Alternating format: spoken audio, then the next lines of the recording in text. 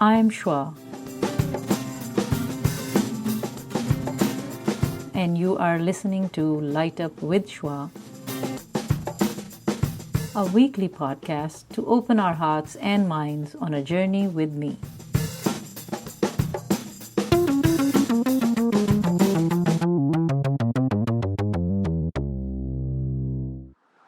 Welcome to part 2 with Samira Mumtaz. Thank you for watching Light Up with Shwa, and I hope you have enjoyed part 1 as well. So please send your comments or queries to lightupwithshwa.com, and I would be happy to interact with you. So enjoy. Talk about a little bit about your relationship, view about relationship. I'll ask you, and then we'll come to the last leg of questions. So, what have you learned about relationships? Like, how do you then maintain relationships, or can you advise something out of what you have been through? That how to value them or how to maintain them? Because when you have everything, you're okay. When you don't have it, you have a different approach. So, a combination of that, if you can share something. And when you say relationships, I'm going to you'll talk talking first about friends and... you can talk about friends, but first give me a little bit about marriage relationship. Yes. Like, what really do you miss about being with your partner, or, what? I miss, as much as I miss the fights, Okay. I still feel that I wish we didn't waste so much time on petty issues. When I look back, and we had 7 years of marriage. It was going to be 8 in November. Yes, almost 7.5 years of marriage. I immediately after that, I was like, and I still say that life is too short, and we tend to waste our energies and our minds on the pettiest of issues. Have a bigger heart. I've realized I need to have a bigger heart to understand what the other person is also going through, and to value the present, the current moment. That is extremely important.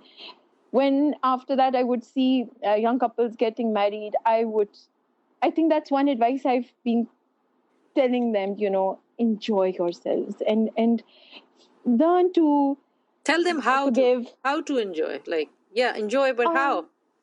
I think I realized that, we have all these notions of what love is, and, and I think, sometimes I often think that maybe love is actually the willingness to compromise, the willingness. It's not that it's been forced upon you, the willingness to compromise with mutual respect, obviously, and with that kind of understanding. And you need to have understanding. Did your husband Khurram respected you?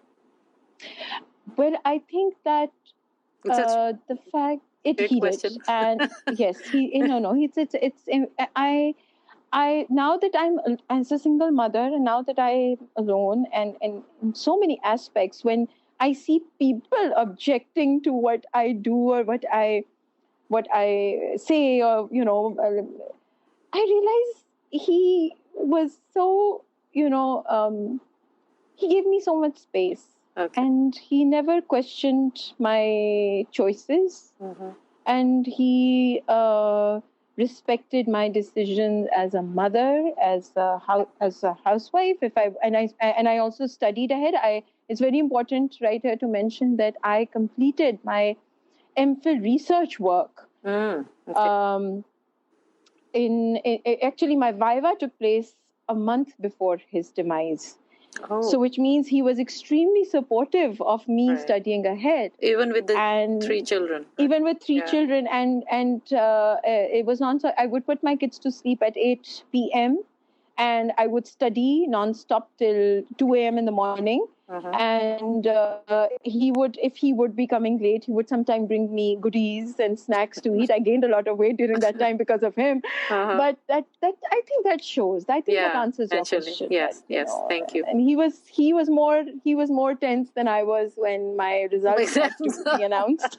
Okay, yeah. And the moment it did, he said, "Why don't you start a PhD?" And I said, "Okay, you're doing this because so that I divert my attention from you to my studies."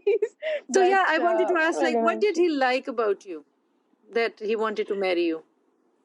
If you can share that. Yes, I asked this question many times, and this was not only answered to me during his life, but even after it, because he had told this to his, and I'll share what he had shared his family. He said, "I chose her because I wanted to marry a woman who was strong, confident, independent, not who would share my problems rather than put them on me."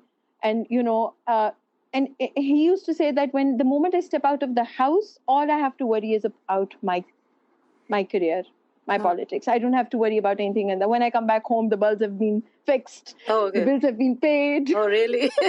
So he didn't want a wife who's waiting, like, can you do this? He wanted a self-efficient, self-sufficient person. Self-sufficient, although he did not mind whenever I would ask him. It's not that he would deny that I'm not going to do this or that, or I've done things for him as well, picked his clothes from his tailor. Oh, that's not an unusual thing for yes, working woman.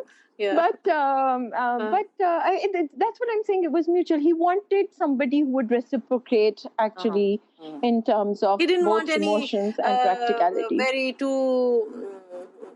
I would say, somebody who would be dependent upon him entirely. Not a clingy wife, not somebody who would be entirely dependent on him. Especially with his profession, you had to be very cooperative, I guess. Yeah, that's another thing, that they're always clingy on their wives, whether their wives are working or stay-home moms. Right. So you were not clingy at all? Wow, that's good. No, I was not clingy in that sense. Yeah. Okay, good. Okay, in that sense. Okay. Are you afraid of anything at this stage of your life?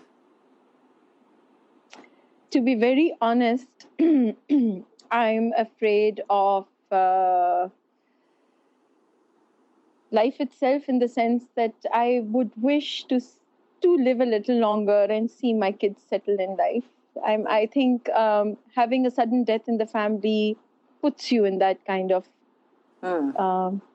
frame where you start thinking about your own. You don't know when your time ends. Yes. So I just want God up there to give me just a little more time for my kids to settle, and I want to see them happy.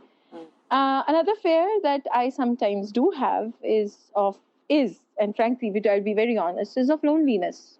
Because I'm also not the sort of mother who would try to pull my children into saying that just because I'm alone, you have to stay with me, or you get mad and you stay with me. I want them to grow on their own. I wouldn't mind if they want to fly out of the nests. Eventually, all children do. If they want to settle abroad, it's their choices. They have a life. I cannot dictate that.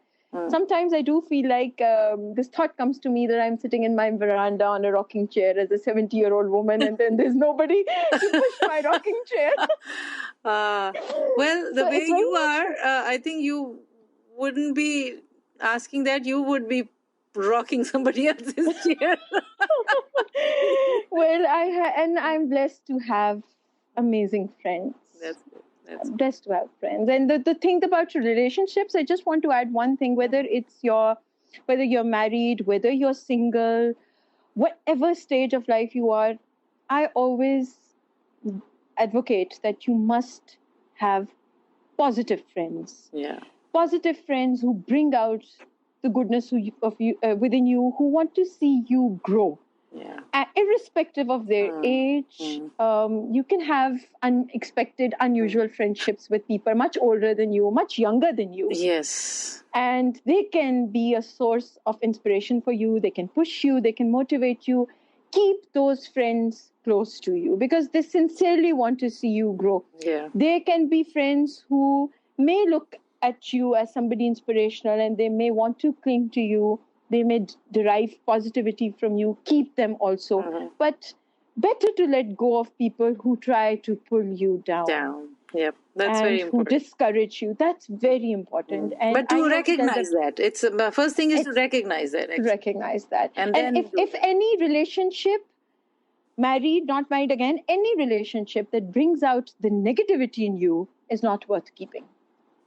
It's not. If something that changes you and brings out the negative in you, it's not worth keeping.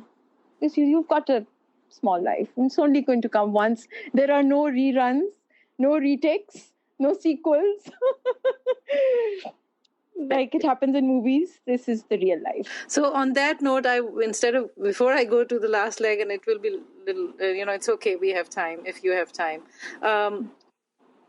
You do an amazing service during the month of fasting. So I have not talked about that, and I would love you to talk about it, that you do that with your friends, because that reminded me of that also. So please talk about Aftari on Wheels. Yes, right? It's called Aftari on Wheels. Which means? Which means fasting. Aftari is the breaking the fast. Aftari is the meal, the meal that is given to break the fast. We actually distribute that during the month of Ramadan between before sunset, before the time of Aftar. And it started again 5 years ago. It's going to be our 5th year, mashallah, which was started with just the 3 of us, me and 2 other friends. And we wanted to do this. And when we brainstormed, the 3 of us wanted to do the same thing. We wanted to give back. And we felt that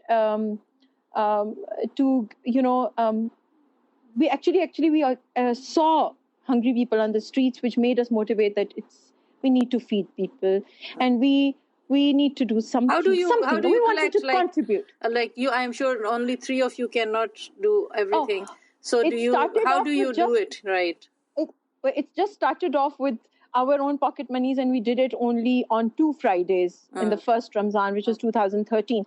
Then, and it was we kept it secret and we kept it private. We thought, maybe people are doing so much, what contribution are we making and all of that. And so we didn't want to show off and so on. But when siblings found out, my brother, when he found out, my sister and so on, and they said, why did you tell us? I found out and I want to know more. And if you have a website and how people can contribute. I have a page now. Alhamdulillah, after 5 years, it's been so amazing. We just not only have friends, families, and regular contributors who contribute, and especially people who live abroad who may not be able to give zakat over there.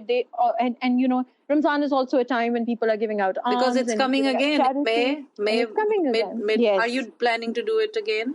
Yes, inshallah. I have a page called Aftari on Wheels. Okay. And page on Facebook? A page on Facebook. It's called Aftari on Wheels. And we also, put up photographs of whatever we're distributing. Basically, we have food cooked. It comes to our place. We pack the food ourselves, and then we put it in our car. I drive, my friends are at the back. The car is fully loaded, like up till here. And then we go out on the road. Sometimes we do roadside distributions. And we also choose, we target areas, which when we find out that this is a particular village or a particular neighborhood. So we try to make the effort to go there. And another important thing that I would like to mention here, because this is a frequently asked question, which is how do you determine whether one deserves or not, or whether one is a Muslim or not? So I would just want to say 2 things, that when God does not judge us for our sins and then he keeps giving us, when he does not say that you did not deserve this car or you did not deserve this career, we are no one to judge the other person. Secondly, this is something which our religion also teaches, that we have to reach out to everyone, irrespective of their caste, creed, or religion. And we will not stop and ask whether a person is fasting. A hungry person is a hungry person. And we give them very nutritious meals specifically focusing on protein and calcium and fruits. It is compulsory for us. We made it a compulsion that we have a healthy pack going out, things that they do not actually get to eat. And we have come across some extremely, moving. It's been moving it's been a very humbling experience and a learning experience, which is why it just gives us the adrenaline rush to do it again and again and again. Alhamdulillah, it's getting better. For strangers, they communicate us through, they inbox us if anybody is interested, and then I tell them whatever the payment method is, and we do it accordingly. And wonderful. So is there a website also other than the Facebook page? Because no, there is no website, but there's the Facebook page. And then mashallah, we have volunteers coming up now. Last year we had 3 volunteers who helped us with they come home, they help us with the packing. So how many people have you served? How many people have you served every year? Like, is it increasing, and how many do It's increasing. At least we've been able to. So let's say last Ramadan, we gave out roughly 3,000. The statistics are all there on the page. Oh, okay. But roughly we gave out 3,000 Aftari packs. And we also give ration packs. Ration is the grocery sufficient for a family of 4 for 1 month. All right. Okay. And so that grocery includes, all the basic necessities. There are pulses, there's rice, sugar, wheat flour, oil, tea, which is sufficient for, let's say, 4 people so that they can fast. So we gave about 100 ration packs last year. And it's increasing. Alhamdulillah, it's increasing in a good way. Alhamdulillah. Good. He's the one. He puts the barakat in it. So that's good. The blessings are there. Yes. The blessings are there. Wonderful, wonderful, Samira. You're doing some good work there. Keep it up, and hope we can all join you in that. Thank you. Wonderful. All right, let's come to the last leg of questions. If you need to drink something, please go ahead. Is this like a rapid fire round? Am I going to get something after this? When you said these last leg of questions, I just felt like a celebrity. I was like, okay, I'm on a talk show. Well, you are, because you have no idea who. I mean, hopefully, all the appreciation will come by when they see you. You will be seen in a small rural town of Massachusetts, in Groton, to Boston, to Pakistan, to Saudi Arabia. Who knows who will be? So we need to. You are a celebrity. You are my celebrity. I think all the women who are getting up on their feet every day. They are celebrities in their own ways. And it made me, actually, the situation made me respect them more than probably I was. It made me even respect my mother more, because I realized when I was in her shoes now that the struggles that she's been through. But you are carrying it with high head, and you're doing a great job with integrity, mashallah, bless you, and dignity. So that's what matters. So we all, as I always say, and that will be in my talks and all that, there is always a test ready for you. Yes. You think you have passed one, then there's another one. So yes. It is going to be tests. There will be so many tests, but it's what I have found with my experience is, how do you go through it? Basically. Yes, true. Yeah. True. So, anyways, we don't have too much control over our lives, so whatever comes, we can try our best to do it. All right, so I guess what is the value of gratitude then in your life at this time, instead of being sour and being angry? Your experience. With my experience, I have learned to first thank God and Allah Ta'ala for what I don't have. That's what I've learned. Allah Ta'ala and God is the same, right? Same, yes. I just want to say for the English. I guess, sorry, yes, for the English. That I thank Him first for what I don't have. And then I thank Him for what I do have, because it makes me appreciate what I do have. Okay, wonderful. And it gives me a sense of contentment and satisfaction. Tell me, what is the value of time? Time is too precious, and every second, every moment matters, especially when things like these happen, and you never know when things are just going to slip away from your hand like sand. So do you get afraid of that? Then are you becoming more... No, I'm becoming more greedy. Okay. That in terms of wanting to do things, wanting to enjoy life more. To live... becoming more greedy. Yeah. To live a fulfilled life. Yes. So, but then are you then afraid also of... because this can have a different effect, but I just want to make sure that it's good that you want to make sure that you don't lose any moment without meaning. Is that what it means? Yes, that's exactly what like it you means. said in earlier that we shouldn't waste our time. It's not worth... I mean, more time is precious. So time is precious. You do have 3 lives connected to you, and that's a big job, not an easy job. But you're, I think, so you spend your time with them, and you're with yourself, I guess. You enjoy your time with yourself? I enjoy the time with myself, even if I'm not doing anything, and I enjoy the me time. And I think everyone needs a me time, even if it means just being lazy, not doing anything. It's very important for everyone. Everyone, man, woman, working, not working, single, married, to have that time for your sanity. Okay. You need to nurture your sanity. Good. Do you believe in the afterlife? I do. Yeah. I believe in the afterlife. I do. I strongly do. Okay. So, I don't think I asked you this yet. What is the purpose of your life? Well, I asked in Urdu's interview, but let's put it in English now. Any other purpose of your life? What is your purpose of I don't see my purpose as some career, or I don't see my purpose as gaining any kind of wealth or anything, making a fortune.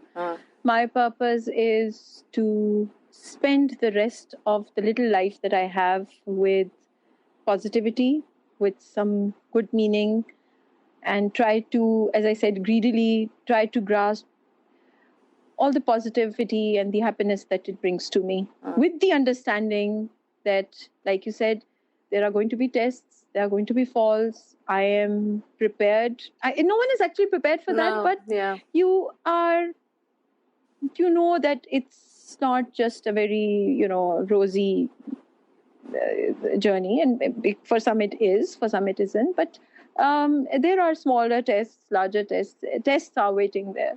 But I would still, amidst all of that madness, which is called life, I would still, my purpose is to remain sane and positive, and be a light for my children. Any message of hope? It's the same, that when life throws you lemons, don't make lemonade. Just throw the lemons back at life, because you are not bound to catch them. It's easier said than done, I know. Even I've been in situations where my friends have reminded me, look, you said this thing, and you're not, do it then. Why don't you throw the lemon back? And it's a process. It's a process. It's just cannot happen overnight. But it's a process. And it takes effort. It's a struggle, which I feel that even the people around you need to respect and understand that it's a process, and then you can come out of it. And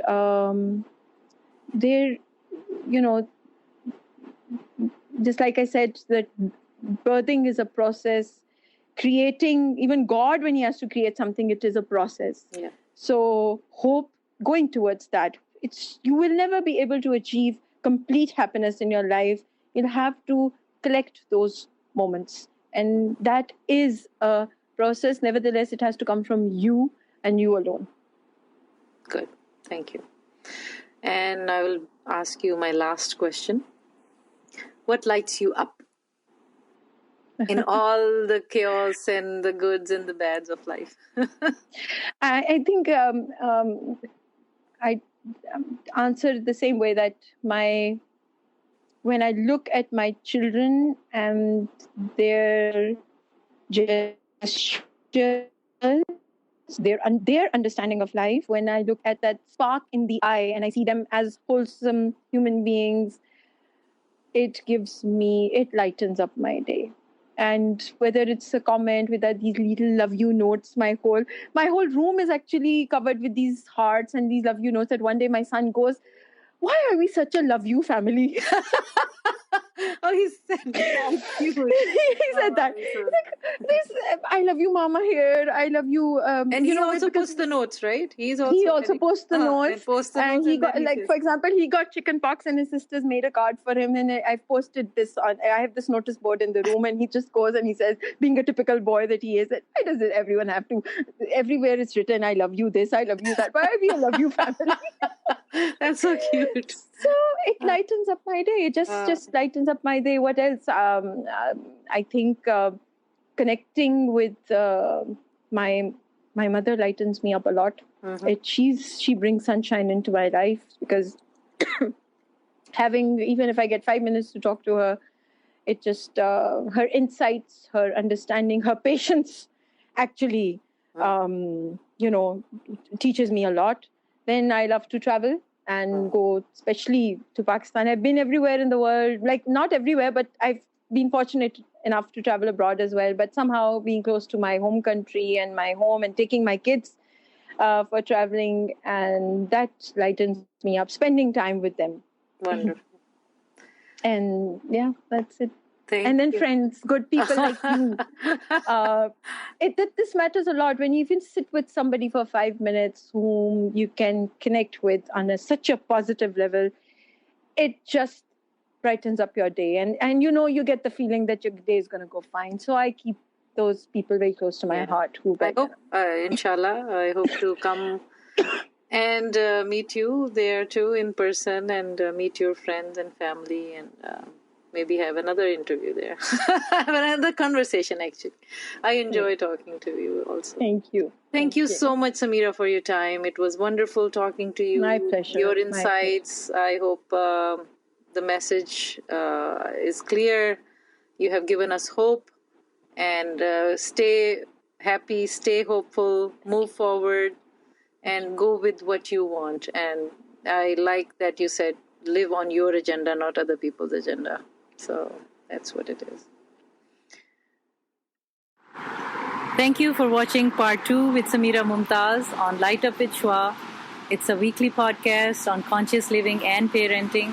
I hope you have already subscribed to it and will share, or already have shared, will rate and review. So I am looking forward to hearing from you, any comments, any queries.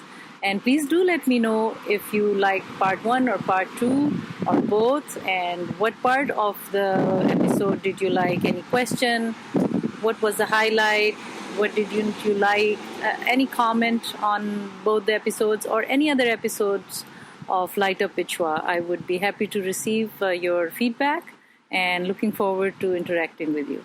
So keep watching Light Up with Shwa. Thank you.